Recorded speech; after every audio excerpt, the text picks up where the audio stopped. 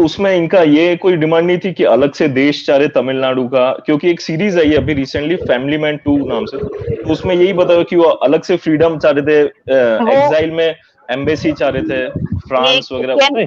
Can can I tell one historical part of it. Basically जो जो ये तमिल एक वो थी, तमिल ऑर्गेनाइजेशन थी, और तमिल की ना, हाँ, तमिल एलम थी। और तमिल्स का जो है, तमिल्स का ना कल्चरल एक तो रूट बहुत बहुत गहरा है। तमिल जो चोलास थे, उनका एम्पायर थाईलैंड तक था। ये जो हम रामायण देखते हैं इंडोनेशिया और थाईलैंड में, वो इस वजह से। और आपने देखा कंबोडिया में मंदिर है, आपने देखा होगा कंबोडिया में मंदिर है, बड़ा हिंदू मंदिर वो हाँ जी। तो वो सब रिजल्ट था इसका कि जो तमिल लोग थे वो यहाँ तक रूल करते थे, और वो श्रीलंका में भी रूल करते थे। और श्रीलंका और तमिल की एक हिस्ट्री रही है आपस में वॉर की। टाइम टू टाइम कभी ये यहाँ का एक वो कभी यहाँ के राजा वहां को जीत लेते थे, कभी यहाँ के यहाँ। तो इनकी एक हिस्ट्री चली आ रही है श्रीलंका और तमिल लोगों की बहुत पहले से। अभी क्या हुआ कि जब 1950 के बाद जब श्रीलंका एक इंडिपेंडेंट कंट्री बनी, तो श्रीलंका एक बुद्धिस्ट कंट्री बन गई। श्रीलंका ऑफिशियली बुद्धिस्ट कंट्री है। तो हुआ क्या कि वहां पर बुद्धिस्ट लोगों को ही ज्यादा जॉब्स दी जाने लगी, हायर उसमें। तो उस वजह से ये तमिल लोग ऑलरेडी बहुत सप्रेस्ड थे एक तरह से, तो उसका फायदा उठाने की कोशिश की गई कि, और एक तमिल लोगों में, अभी आप अपने यहाँ भी देखो ना, तमिलनाडु ही देख लो, वो हिंदी को कभी एक्सेप्ट नहीं करते, क्योंकि उनमें अपनी लैंग्वेज, अपने कल्चर पर बहुत प्राउड है। मतलब वो बहुत एक्सेस में हो जाता है, जो कि गलत हो जाता है। एक लेवल पर आकर चीजें बहुत ज्यादा एक्सेस में होने पे गलत हो जाती है, तो वो भी थोड़ा सा केस है। बट ये है कि वो they always consider themselves as a different entity. Tamil एक अलग ही कल्चर है। तमिल मतलब पूरे साउथ इंडिया में भी तमिल अलग ही है और सबसे सुपीरियर है। ये थोड़ा सा फैक्टर का फायदा उठाया गया था बेसिकली इसमें। तो ये एक चीज थी। तो यही इसमें भी, ये जो आप बता रहे हो ना, सीरीज में भी बेसिकली यही तो दिखाया गया है कि वो तमिल तमिल तमिल करते रहते। और उसमें एक बहुत बड़ा योगदान खुद श्रीलंका की ही गवर्नमेंट का था, क्योंकि उन्होंने बजाय उनको स्वीकार करने के, उन्होंने और सख्त रूल बना लिए। अगर वो ऐसा नहीं करते तो बाहर वाला कितना भी कर ले, कोई कुछ नहीं कर पाता। तो ये हुआ था तमिल केस में। नहीं, और उसमें दीप्ति जी के साथ ऐड करना चाहूंगा, उस टाइम पे जो प्रॉब्लम था, उस टाइम पे जो इन लोगों का दो कैटेगरी था, मतलब कम्युनिटीज में। एक तो धर्म, जो दीप्ति जी ने बताया, मेजरली बुद्धिस्ट थे एंड तमिलियन हिंदूज थे। तो सिन्हला कम्युनिटी जो थे वो ज्यादातर बुद्धिस्ट थे, and Sinhalese people were the one who were mainly in government. मतलब आज के डेट में सोच रहे कि दो पड़ोसी राज्य है, बंगाल और उड़ीसा, और दोनों पे एक साथ गवर्नमेंट चल रही है, मगर ज्यादातर बंगाली हो गए। तो इस तरीके का एक सीन बन गया था वहाँ पे। द सिन्हलीज पीपल वर रूलिंग, और जाफना, ट्रिंकोमाली, इन एरियाज में जो तमिल्स रहते थे उनके हालत बहुत मतलब खराब थे। और हिस्टोरिकली, जैसे दीप्ति जी ने बताया, तमिलनाडु के साथ उनका कनेक्शन था, because they speak the same language, Hindu थे दोनों, एंड देन उनका कल्चरली एक टाई अप मतलब सिचुएशन था। तो इसीलिए मतलब ये एक बैकग्राउंड मतलब हल्का सा उस टाइम पे भी एक्सप्लॉइट किया गया कि तमिलनाडु में भी काफी मतलब बेसेस मिलने लग गए थे, कुछ एलटीटी के टॉप लीडर्स यहाँ पे आके रहने लग गए। तो इस तरीके का सीन, एक कनेक्शन बना था। और तमिलनाडु में भी एक कुछ आवाज निकला था कि एक वो मतलब अलग मतलब identity and all that. But I still feel that Tamil Nadu में इतना स्ट्रॉन्ग आइडेंटिटी फिर भी नहीं था। कुछ जैसे हर जगह पे होती है, अभी आप कहीं पे बंगाल में आ जाओगे तो कोई चार बंदे आपको मिल जाएंगे जो बोलेंगे बंगाल अलग देश होना चाहिए। फिर पंजाब में जाओगे तो बोलेगा पंजाब अलग देश होना चाहिए, ये होना। तो वैसे ही था वहाँ पे भी।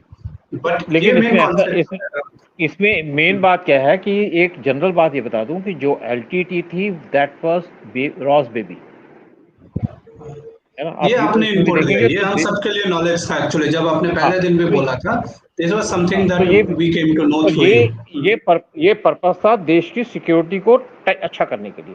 देश इसको आप बेसिकली आप उसी लोगों को आप अटैक करना शुरू कर दो, प्रभाकरों को यहाँ बंद कर दो। आपको क्या जरूरत थी श्रीलंका की पीस प्लान की? ना श्रीलंका मानता है ना वहाँ क्या दिक्कत, स्टेटस को चल रहा था इनका। अब देखिए मोदी पावर में आए तो मोदी ने क्या किया, जब इनकी विजिट हुई फर्स्ट विजिट इनकी जब श्रीलंका में हुई, उन्होंने वहां जाकर के जो ये श्रीलंकन जो तमिलियंस थे उनके लिए इंडिया ने मकान बनाए थे, वो मकान की इनॉग्रेशन की। He had the consideration for that. तो एक फर्क था। मनमोहन सिंह ने तो ऐसा कुछ नहीं किया। बिल्कुल बिल्कुल। आइए उज्ज्वल जी, सर क्या मैं एक आखिरी क्वेश्चन पूछ सकता हूँ आपसे? हाँ आप पूछे, फिर उज्जवल जी आते हैं, ये तो फिर छोड़ेंगे नहीं ना, इनके मैं कई बार मिस कर चुका हूँ इनको। हाँ आइए। जी जी सर, मेरा सिर्फ आखिरी क्वेश्चन है वो, क्योंकि सर ये सुरक्षा से रिलेटेड है। एक तो सर ये हाँ कि पिछले 7 साल से सर ये मैंने सर कई बार सुना है, जो हमारे राजनाथ सिंह है कि जो हमारी बॉर्डर है उस पे हम क्या बोलते हैं वो लोहे की वायर लगाने वाले हैं।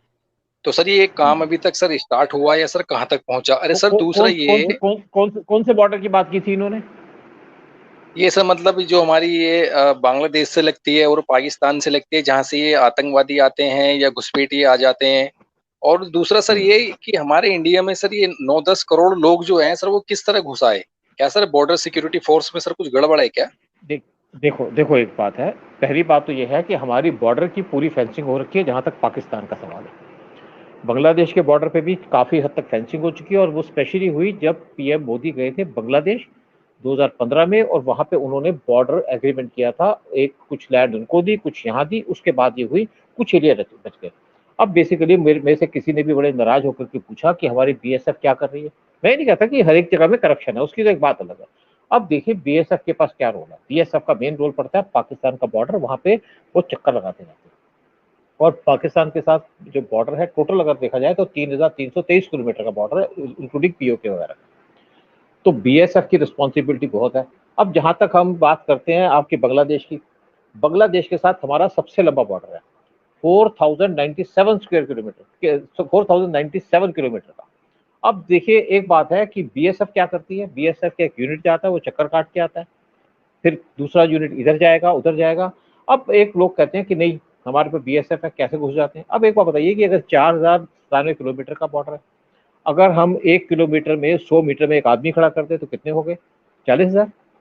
ठीक है, 40,000 के साथ अगर उनको 6-6 घंटे की ड्यूटी देंगे तो कितने हो जाएंगे? 1,60,000।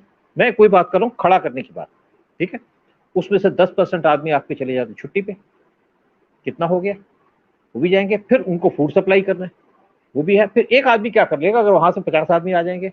तो बेसिक क्या होता है कि जो हम सोचते हैं वैसा नहीं होता। हमारे बॉर्डर की फेंसिंग है, लेकिन हमारा बांग्लादेश के साथ एक एग्रीमेंट है, बॉर्डर एग्रीमेंट। उसमें कहा गया है कि नेचुरली बांग्लादेश को अपना भी देखना है, अपने लोगों को भी खुश करना है, कि आप जो यहाँ पे गाय वगैरह की जो यहाँ से चोरियां होती हैं या स्मगलिंग होती है, उस पर आप गोली नहीं चलाएंगे। हमको उनका इंटरेस्ट देखना पड़ता है, कई इश्यूज होते हैं। तो ये क्या करते हैं, कुछ को तो क्रेन्स के साथ यहाँ वहां कर देते हैं, कुछ जगह अभी भी पानी का है, पानी के थ्रू यहाँ निकल जाते हैं। अब देखिए आपकी बेसिकली कोई ये तो है नहीं बांग्लादेश के बॉर्डर पे कम से कम आप 4 लाख लोग लगा दोगे कंट्रोल करने के लिए, प्रैक्टिकली पॉसिबल नहीं है। उसी में हमारा सारा बजट उसमें निकल जाएगा। फिर वहां पे क्या होता है कि एक इनको इंटेलिजेंस यूनिट होता है, वो उसके साथ सीआईडी होती है। जहां तक आप बात करते हैं वेस्ट बंगाल की, वहां की पुलिस कोई इंफॉर्मेशन नहीं देती, बल्कि वो इनकी हेल्प करती है। तो इनका काम बड़ा मुश्किल हो जाता है, सिंपल काम नहीं है। अब ये है कि हम आकर बीएसएफ की 10 लाख की बीएसएफ खड़ी करते हैं तो वो नहीं चल सकता। तो ये 9-10 करोड़ की बात नहीं है। हाँ ये जरूर है काफी लोग हैं वहां से जो आए हुए हैं बांग्लादेश से। अब उनको अगर हमारी लोकल गवर्नमेंट सपोर्ट करती है तो बड़ा मुश्किल हो जाता है। और वहां पे लॉ एंड ऑर्डर उनके पास है, बीएसएफ के पास नहीं है। बीएसएफ तो बॉर्डर, जब मैं एक बात जरूर था, मैंने पढ़ा कहीं पे कि पीएम मोदी जब प्राइम मिनिस्टर मोदी सीएम थे तो उन्होंने बॉर्डर के अंदर यहाँ पे इनको हेल्प की। उन्होंने कहा कि जो हमारी बॉर्डर पे आर्मी खड़ी है, बीएसएफ खड़ी है, उनके पास वहां लाइटें नहीं है, उनके पास बिजली नहीं है, उनके पास पानी नहीं है। तो उन्होंने बॉर्डर पे पानी की जो पाइपलाइंस पहुंचाई, बिजली पहुंचाई। तो ये बेसिकली ऐसा होता है कि जैसे हम सोचते हैं ना उतना आसान नहीं है। अगर आप आज चले जाएंगे अरुणाचल प्रदेश में, हम वहां पे 20 लाख भी आर्मी लगा देंगे तो हम वो बॉर्डर नहीं कंट्रोल कर सकते, क्योंकि क्या है, एक हिल है, हिल के बाद आपको दूसरे हिल में जाना है, तो आपको कहाँ से होके जाएंगे?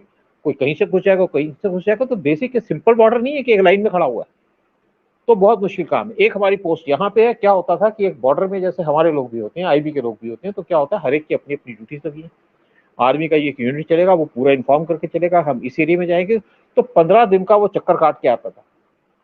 अगर बीच में से कोई फिर दूसरा इधर को जाएगा यूनिट, तो बहुत एक कॉम्प्लिकेटेड बॉर्डर है, सिंपल नहीं है। आपको भी मौका लगे तो जाइएगा, पाकिस्तान बॉर्डर छोड़िएगा, वहां से नहीं हो पाता। लेकिन उसमें भी पाकिस्तान में जब पठानकोट अटैक हुआ तो वहां से घुसे, चाहे वायर काट के घुसे, चाहे जैसे भी घुसे, तो अंदर तो घुसे। फिर वो यहाँ पे जो पठानकोट पे पहुंचे तो किसकी मदद से पहुंचे? नेचुरली बात है वहां पे जो डीएसपी एसपी था जो अपनी गाड़ी में लेके आया। हाँ ये जरूर है कि उसको कन्विक्ट नहीं किया गया, क्योंकि एक कुछ पॉलिटिकल इश्यूज देखने पड़ते हैं, इसलिए नहीं किया गया कि उसको बेसिकली कुछ लिंक से अकाली दल से हमारी बेइज्जती हो जाएगी। हाँ, दूसरे केस में उसको, एक पुराना केस था, उसमें फंसा के 8 साल की जेल भेज दिया, नौकरी चली गई, सब कुछ चला गया। इसमें भी जाता तो 5-6 साल की कैद होती। तो एक हम जो सोचते हैं ना, इतना आसान नहीं है। किस तरीके से आर्मी किस कंडीशंस में काम करती है, और ऐसा तो है नहीं कि जब एक आर्मी का यूनिट चलता पूरा राशन लेके चलता है, 10-20 आदमी जाएंगे और 15-15-20 दिन रखी करते हैं के लिए, फिर उस तरफ चले जाते हैं, बीच में कोई आके घुस सकता है नहीं। अब आपका जब उरी पे अटैक हुआ था, क्या हुआ था? नहीं सर, जी जी जी जी सर एक और चीज भी है। हाँ, सर ये लोग बांग्लादेशी जब आ जाते हैं, अभी तो ये क्वेश्चन है कि आ कैसे जाते हैं, वो तो चलो हमारा, अगर आप डेल्टा देखोगे, गंगा ब्रह्मपुत्र डेल्टा, अगर आप मैप में देखोगे, गूगल अर्थ में देखना, आपको अपने आप समझ में आ जाएगा, सेल्फ एक्सप्लेनेटरी है अगर आप वो वाला बॉर्डर देखोगे तो। अच्छा, दूसरी चीज ये है कि once they come, how do they get Aadhaar card? उसमें तो अपने ही अंदर के लोग मिले होते हैं ना, आधार कार्ड के लिए तो कितनी चीजें चाहिए होती, they all have Aadhaar card, they all have voter ID, सब कुछ। देखो बेसिकली इसमें कुछ केस भी चल रहा है अभी। क्या होता है कि यहाँ पे आकर के क्या होता है, यहाँ पे आप पैसा दीजिए, आपका बन जाता है, फिर आपको लोकल एमएलए सपोर्ट कर देता है, लोकल लीडर सपोर्ट कर देता है, ठीक है ना, वो भी करते हैं। फिर वहां पे जो बैठा बाबू बैठा है, उसको पैसा मिलता है, वो नहीं करेगा, उसके ऊपर वाला कर देगा। यहाँ पे और वेस्ट बंगाल में जाइए, वहां पे तो पुलिस आपके उनके साथ है, पुलिस बांग्लादेशियों के साथ है। क्या करेगी पुलिस? नहीं होगी तो अभी पीछे एक आया, तो वहां पे एक 80-90 सब इंस्पेक्टर भर्ती किए गए, सारे के सारे मुस्लिम। तो वहां की गवर्नमेंट इस टाइप की है, लेकिन ये देश की गवर्नमेंट नहीं है, ये धंधे वाली गवर्नमेंट है, ये देश को बर्बाद करने वाली गवर्नमेंट है बैठी हुई है। तो अब क्या कर लेंगे? अब लोग बहुत कहते हैं कि आप देखिए वेस्ट बंगाल के अंदर फलाना नहीं हो, इवन महाराष्ट्र के अंदर क्या करें, वहां पे आप किसी को अंदर करते हैं, वहां जेल, उनको बेल देके बाहर निकाल देते हैं, पालघर हो जाता है, कोई पूछता नहीं है, कोई केस रजिस्टर नहीं होता, केस रजिस्टर हो गया प्रेशर पे आके, तो आग नेक्स्ट डे बेल हो जाती है। आपका वकील जाता दूसरी तरफ इनके साधुओं की तरफ, उसका वो गाड़ी का एक्सीडेंट होता है, मर जाता, वो खत्म। तो ये सारा कुछ है, तो अंडरवर्ल्ड का अपना काम है। हाँ हाँ सर, एक लास्ट क्वेश्चन मेरा आज का सर, उसके बाद उज्जवल सर आप please, sorry about that sir. अपन लोग देखते कि लोग कहते हैं पेट्रोल की प्राइस बढ़ रही है, ये महंगा और वो रहे, टैक्स कितने लोग देते हैं? टैक्स तो देते हैं नहीं। बाहर की वेस्टर्न कंट्रीज में इतनी अच्छी फैसिलिटी है, तो वहां पर लोग सब टैक्स देते हैं, और अगर नहीं दें तो गवर्नमेंट के पास राइट होती है कि वो उनके अकाउंट से पैसे खींच लें। तो टैक्स देते इसलिए सब कुछ होता है, टैक्स कोई देना चाहेगा नहीं, थोड़ा पेट्रोल बढ़ गया उस पर ज्यादा हो जाएगा। और इसमें स्पेशली एक पीसफुल शांति प्रिय वर्ग है हमारे देश का, उसके मेनली लोग टैक्स देते नहीं है। वो मैकेनिक का या ऐसा पंचर का काम करता है, तो वो क्या टैक्स देता ही नहीं है। और दूसरी बात, ये वर्ग ऐसा है जो भारत में अगर कभी इंडिया पाकिस्तान के मैच में इंडिया हार जाता है तो पटाखे फोड़ता है। उधर पैलेस्टीन का ये इशू हुआ था तो विधवा विलाप कर रहा था। तो भारत को ये बहुत ध्यान से हमको देखना चाहिए कि कल को अगर युद्ध हुआ भी सही ना, तो ये वर्ग हमेशा पाकिस्तान का समर्थन करेगा, यहाँ तक कि रोक भी सकता है। अगर आपको ध्यान हो तो जैसा वो आजमगढ़ में किया था, आर्मी का रोक रहे थे। तो हमको ये बहुत ध्यान रखना चाहिए कि अंदर बहुत बड़ा वर्ग अपने भारत के अंदर ऐसा है जो इनको समर्थन। मैं तुम्हें बता दूं, ये बेसिकली जब नॉर्मल सिचुएशन में तो काम कर सकते हैं। अब क्या होता था जब 65 का वार हुआ, 71 का वार हुआ, तो जाम मस्जिद से कुछ लोग गड़बड़ होती थी। जब इमरजेंसी लगी तो यहाँ पे इनकी पॉपुलेशन कम करने के लिए कैंची भी चला दी, इनके मकान भी निकाल दिए, तो मौका लगने में काम होता है। दूसरी बात जैसे आप करती हैं कि भाई ये इनके बारे में जो कुछ भी हो, वो सारी एजेंसीज तैयार होती है, ऐसी सिचुएशन होगी, इनके किसी सपोर्ट करने से फर्क नहीं पड़ेगा। पाकिस्तान तो हमारे नजदीक नहीं आ सकेगा, पाकिस्तान हमारे बॉर्डर क्या है, उसका एक प्लेन नहीं अंदर घुस सकता, उसके पास एक जो ड्रोन नहीं घुस पाएगा उसका, तो पूरा उसका इंतजाम है। पहली बात आपने क्या की थी कि क्या कर रहे थे, एक बात इससे पहले आप सर टैक्स के लिए टैक्स देते ही नहीं, और बट इनको रेट सुनो, देखो बेसिकली मैं आपको बताऊं कि मैं कहीं पे एक देख रहा था।